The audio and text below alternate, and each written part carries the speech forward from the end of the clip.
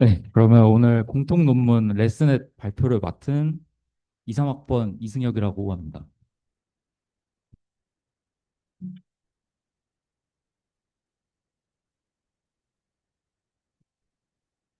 네, 목차는 다음과 같고, 먼저 일단 레슨넷을 설명하기 앞서서 일단 CNN 모델이 어떻게 지금 약간 역사라고 해야 될까요? 어쨌든 좀 방향성은 일단 CNN 모델 같은 경우에 성능 향상의 핵심은 깊이, 뎁스 그게 중요하다고 논문에서 나와 있었고요.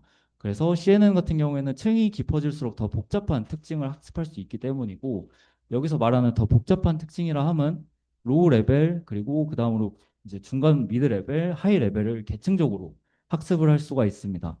이제 여기서 말하는 로우 레벨을 조금 더 좀 쉽게 설명을 드리자면 이제 이미지가 있을 때 점이나 선과 같은 그런 좀 되게 초기적인 그런 특징을 학습을 하는 거고요. 그리고 뒤로 가면 이제 미드 레벨이나 하이 레벨로 갈수록 그런 점과 선들을 조합을 해서 그런 사진들의 어떤 전체적인 특징을 학습한다 이렇게 이해하시면 되겠습니다.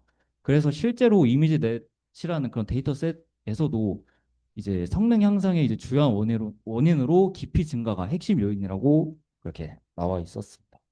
그래서 기존 모델들의 흐름을 더 좀 자세하게 말씀드리자면 알렉스넷에서 VGG와 같이 조금 더 점점 더 깊은 구조로 발전이 되었고요. 그래서 이제 VGG 같은 이제 이게 VGG 모델인데 이게 이제 총 16개에서 19개까지 이제 층까지 확장이 되면서 성능이 향상이 되었습니다. 실제로 그 우승 알고리즘 이제 분류 에러에서 보시면 이제 구글넷하고 VGG 넷이 이제 인간이 그 사진을 구별할 수 있는 이제 능력이 5%라고 그러니까 에러율이 5%라고 하는데 그거랑 거의 유사한 모습을 보이고 있죠. 그래서 지금 결론은 이제 깊이 쌓으면 쌓을수록 성능이 향상되지 않을까 약간 이런 의문이 생기게 됩니다. 근데 실제 본 논문에서는 이제 네트워크를 오히려 깊게 만들수록 오히려 성능이 나빠지는 현상이 나타났어요. 여기 보이시면 이제 56개 층이 있고 또 20개의 층이 있죠. 근데 56개의 층이 트레이닝 에러도 높아졌고 테스트 에러도 높아진 모습을 보이고 있습니다. 근데 저희가 과적 합의를 하면은 이제 그러니까 트레이닝 에러는 좀 낮고 테스트 에러는 좀 높잖아요. 근데 얘 같은 경우에는 트레이닝 에러도 층이 깊어질수록 높은 그런 모습을 보이고 있기 때문에 단순한 오버피팅 문제가 아님을 설명하고 있었습니다. 그래서 학습 자체가 애초에 잘 되지 않는 문제라고 설명을 했는데요. 원래 사실 이론적 기대라 함은 디퍼 모델, 그러니까 좀 층이 더 깊은 모델은 이제 쉘로우 모델, 그러니까 좀 층이 좀 덜 쌓인 그런 모델들을 포함이 돼야 되는데 그 소리는 뭐냐면 층이 좀 더 깊은 모델은 층이 얇은 좀 적은 그 모델보다 최선 성능이 같거나 좋아야 정상임을 의미합니다. 근데 앞 슬라이드에서도 보셨듯이 실제로는 더 나쁜 성능을 보였죠. 그래서 모델 구조의 문제가 아니라 좀 학습 난이도의 문제이지 않을까라고 이렇게 본 논문에서는 밝히고 있었습니다. 그래서 이제 레슨넷 같은 경우에는 이제 이 레지듀얼 러닝을 좀 약간 중요시하게 다루는데요. 레슨넷에서 이 RES가 그 레지듀얼 잔차라고 불리죠. 그래서 이제 잔차 학습을 의미를 하는데 기존에 이제 VGG나 약간 다른 그런 모델들은 플레인 레이어라고 그냥 딥러닝 다들 해보셔서 알겠지만 X라는 입력값이 오고 그 다음에 거기다 가중치를 곱하고 편향을 더하는 웨이트 레이어가 여러 개 있었죠. 그리고 그런 웨이트 레이어를 거친 후에 이제 비선형 함수인 렐로 함수를 섞어서 HX라는 최종 그런 함수가 등장을 하게 됩니다. 이게 기존의 VGG랑 약간 그런 모델들의 특징이고, 근데 이거를 좀 레지듀얼 그러니까 즉 잔차로 한번 그 변경을 해보자 하고 나온 게 이제 레지듀얼 블락인데 얘 같은 경우는 이제 잔차를 학습을 하려면 보통 잔차는 예측값하고 그냥 그 그러니까 실제값과 예측값의 차이를 뺐었죠. 그런 것처럼 이제 입력값 이 x를 가지고 이제 제가 한번 변화량을 구해 봐야 되겠다라고 생각을 한 거예요. 그래서 이제 아까 말했듯이 이 최종 함수가 hx였죠. 그래서 hx라는 최종 함수에서 입력값 x를 뺨으로써 이제 잔차를 구하게 됐고 그 식이 이 식입니다. fx는 hx 빼기 x, hx가 전체 식이고 x가 입력값인 거죠. 그래서 네, 이런 방식으로 진행이 됐다. 이렇게 이해하시면 되겠습니다. 그 전 슬라이드를 조금 더 약간 수학적인 식으로 푼 게 요건데요. 어, 여기 앞에 보이시는 저거 F 요거는 그냥 앞 슬라이드에서 똑같이 그냥 fx예요. 변화량 의미하는 함수이고 그래서 이게 학습해야 하는 부분이라고 설명이 돼 있고 그리고 x 요거는 그냥 입력값 그대로입니다. 근데 이 WS라는 것은 뭐냐면 이제 본 논문에서도 이제 x를 그대로 전달하는 이제 아이덴티티 매핑이 있었고 그거 외에 만약 이제 x와 fx 간의 그런 차원, 그러니까 디멘션이 맞지 않으면 이 둘의 차원을 같게 맞춰줘야 되기 때문에 이 x를 프로젝션, 요거 선형돼서 배워졌으면 다 아시죠? 그 사형시켜가지고 그래서 이 x와 fx의 그런 차원이 다를 때 이제 원 곱하기 원 컨볼루션으로 차원을 맞춰준다 이렇게 보시면 되겠습니다. 그래서 WX가 그냥 차원이 다를 때 붙는 그런 거구나. 약간 그렇게 이해하시면 돼요. 그리고 이제 알렉스넷의 좀 아키텍처, 그러니까 구조를 조금 더 자세하게 설명을 했는데요. 일단은 그 구조는 이제 깊이로 일단 먼저 나누게 되었습니다. 그래서 여기 저거 보시는 것처럼 이제 18개 레이어, 그리고 34개, 50개, 101개, 152개로 층이 계속 더 깊어졌죠.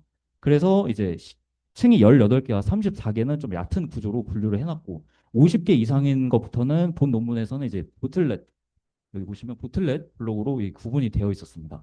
그래서 이제 좀 얕은 구조 같은 경우에는 이제 3 곱하기 3, 여기 보시면 3 곱하기 3 레이어가 총 2개가 들어가 있는 모습이고 보틀렛 같은 경우에는 좀 아무래도 층이 깊다 보니까 파라미터 수가 당연히 커질 거고 그거를 좀 더 방지하기 위해서 이제 1 곱하기 1, 3 곱하기 3, 1 곱하기 1로 파라미터 수를 좀 줄였다. 대신에 깊이는 좀 증가됐다. 이렇게 보시면 되겠습니다. 그리고 깊이 같은 경우에는 저기 여기 보이시는 게 채널 수인데 채널 수가 계속 늘어나고 있죠. 그리고 공간 크기를 다운 샘플링이라 해가지고 그 딥러닝 배우셨을 때 스트라이드 개념 아시죠? 그 이렇게 딱 윈도우 이렇게 다 있으면은 이렇게 간격을 설정해가지고 좀그 피처맵 만드는 거 그거를 좀 크게 설정을 해서 이제 다운 샘플링을 진행했다. 그렇게 보시면 되겠습니다. 그래서 좀 구조 같은 경우에는 이제 동일한 블럭이 여러 번 반복되는 구조인데 예를 들면은 뭐 이러한 블럭이 뭐 36번 반복된다. 약간 이렇게 이해하시면 되겠습니다. 그래서 최종 아웃풋 구조는 이제 에버레이지 풀링을 진행을 했고 그 다음에 풀리 커넥티드 모델을 해서 이게 나중에 이미지 넷에서는 1000개의 클래스를 구별을 해야 되거든요. 그래서 이제 1000개의 클래스가 있다. 이렇게 생각하시면 되고 그거를 나온 최종 값을 소프트맥스로 최종 분류를 했다. 그렇게 이해하시면 되겠습니다. 그냥 앞에 이제 VGG나 이제 뭐 다른 플레인 레이어랑 좀 차별점을 설명을 드리자면 일단은 VGG랑 플레인 네트워크는 좀 전전 그 앞에 슬라이드에서 단순히 레이어를 깊게 쌓은 구조인데 깊게 쌓았는데 또 불구하고 성능이 저하되는 그런 현상을 보였죠. 근데 이제 레스넷 같은 경우에는 동일하게 깊이에 설정을 했지만 아까 이제 숄트컷 커넥션 아까 X를 그냥 입력값 그대로 더해주는 그런 기법을 통해서 좀 추후에 나중에 그 성과를 발표하겠지만 좀 성능이 괜찮아졌어요. 그래서 아까 말했듯이 fx에다가 x를 더하는 형태로 그 학습이 진행됐고 여기 그림에서 보시면은 아까 약간 동일한 블럭이 반복이 됐다고 했잖아요. 그래서 약간 예시를 들어주면 먼저 3 곱하기 3 컨볼루션 그런 이 블럭이 이게 2개가 한꺼번에 묶여서 진행이 됐다. 이렇게 보시면 되고 그리고 여기 이 점선 같은 경우에는 이제 아까 프로젝션 제가 설명드렸죠. 그 사형 그러니까 이제 차원이 다를 때 그 차원을 맞춰주기 위한 좀 그런 과정이 들어갔다 이렇게 보시면 되겠습니다.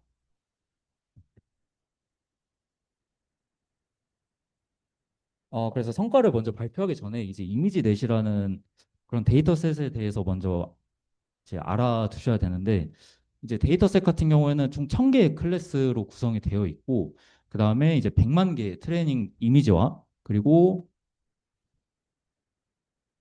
50만 개의 이제 밸리데이션 검증용 데이터 그리고 10만 개의 테스트 이미지로 구성이 되어 있습니다. 이제 평가 방식 같은 경우에는 탑1 에러, 그리고 탑5 에러인데, 탑1 같은 경우는 좀 더 쉽게 설명드리자면, 이 모델이 가장 잘 예측했다고 생각하는 그런 확률이 실제 값과 얼마나 차이가 있냐. 약간 그런 거를 좀 의미하는 거라 보시면 돼요. 계속 같은 말이 나오고 있지만, 그러니까 VGG랑 원래 더 깊은, 그냥 깊게만 쌓았을 때는, 여기 보시면, 이제 34개 층과 18개 층을 비교를 했는데 34개 층이 에러가 높은 모습이죠. 반면에 레스넷 같은 경우에는 이제 30, 더 깊은 층이 보시면 에러율이 더 낮은 것을 볼 수가 있습니다. 실제로 본 논문에서도 이런 그림이 나왔는데 이게 에러율인데 제가 그 에러를 설명하는 거 빼먹어가지고 어쨌든 플레인보다 레스넷이 지금 에러가 적은 모습이죠. 그 층이 깊음에도 불구하고. 네. 그래서 뭐 결과는 이렇게 나왔다. 이렇게 보시면 되겠습니다.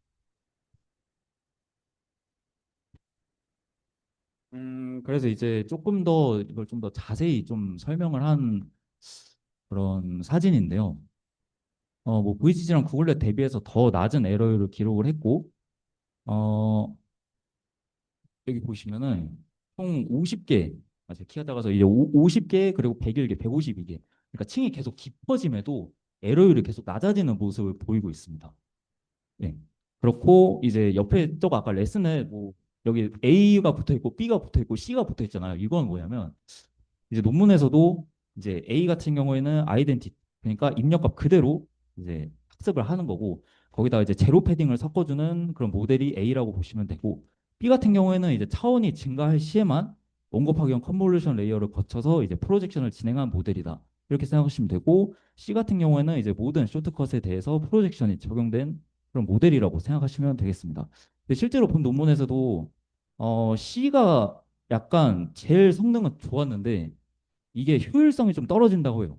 그러니까 굳이 약간 모든 쇼컷에 이제 프로젝션을 굳이 적용해서 성능을 이제 높이려면 높일 수 있겠지만 약간 비효율적이다. 그래서 그 논문에서도 B 방식이 가장 효율적이라고 그렇게 설명을 한 그런 모습이었습니다. 그리고 이제 다음으로는 이미지넷 말고 이제 시파10 데이터셋이라고 있는데 얘는 아까 이미지넷과 다르게 이미지넷은 1000개의 클래스였는데 얘는 10개의 클래스를 이제 어떻게 분류할 것인지에 대한 그런 이미지 그 데이터셋이다 이렇게 보시면 되겠습니다. 얘는 아까 이미지넷과 다르게 얘는 깊이를 나중에 좀 설명드리겠지만 얘는 1000개까지 깊이가 내려가거든요. 그래서 깊이에 따른 학습의 그런 특성 분석이 좀 적합하다 해서 이 데이터셋을 사용을 했고 그래서 이제 레슨에서 효과가 특정 데이터셋에 국한되지 않음을 검증을 하기 위함이고 아까 설명드렸듯이 매우 깊은 네트워크에서도 학습 가능성을 분석하기 위해 이런 데이터셋을 사용했다. 이렇게 보시면 되겠습니다.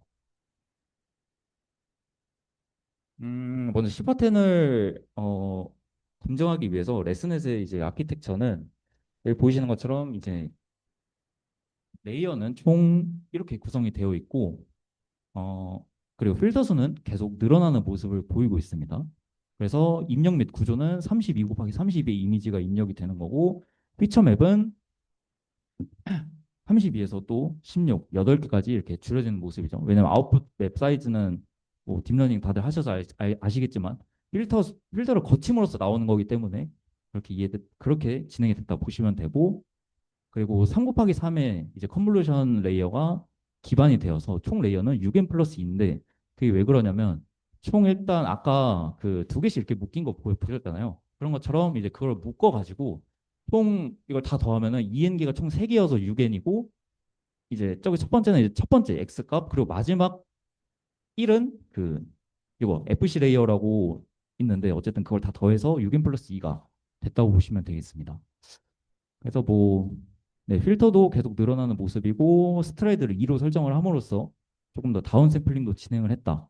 이렇게 생각하시면 되겠습니다.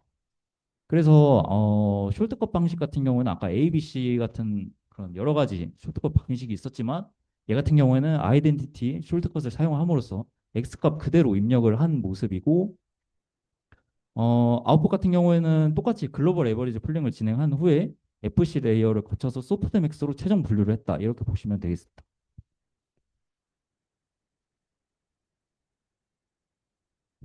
사실 제가 논문을 읽어보니까 계속 같은 말만 반복을 해가지고 그냥 플레인 네트워크는 그냥 계속 똑같이 대포가 증가할 때마다 성능은 계속 감소를 한 모습인데 이것은 이제 디그레이션 프로블럼이라고 하더라고요. 뭐 태화 현상, 뭐 네.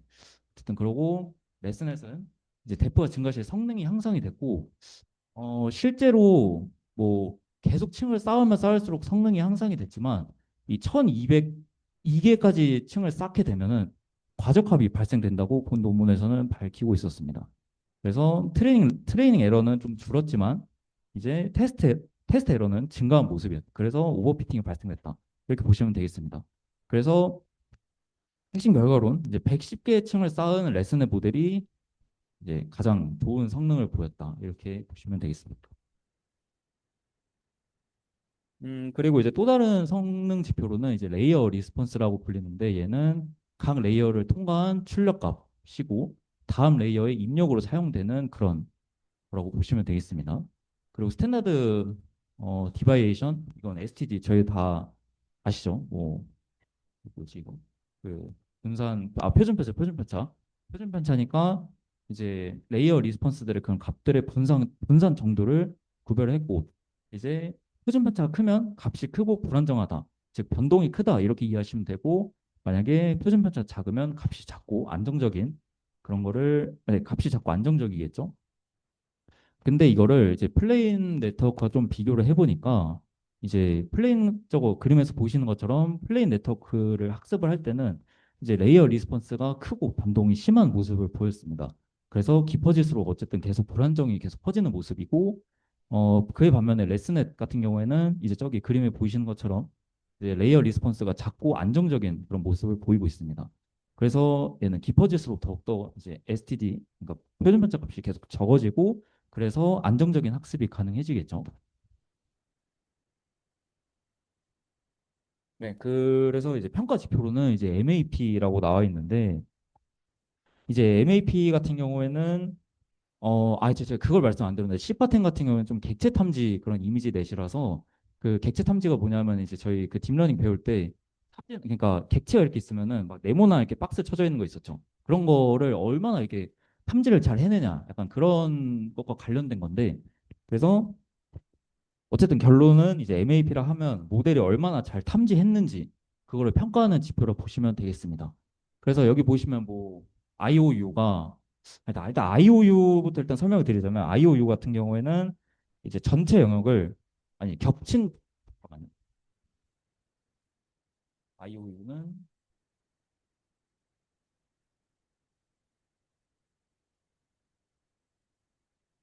전체 영역을 분모로 두고 그다음에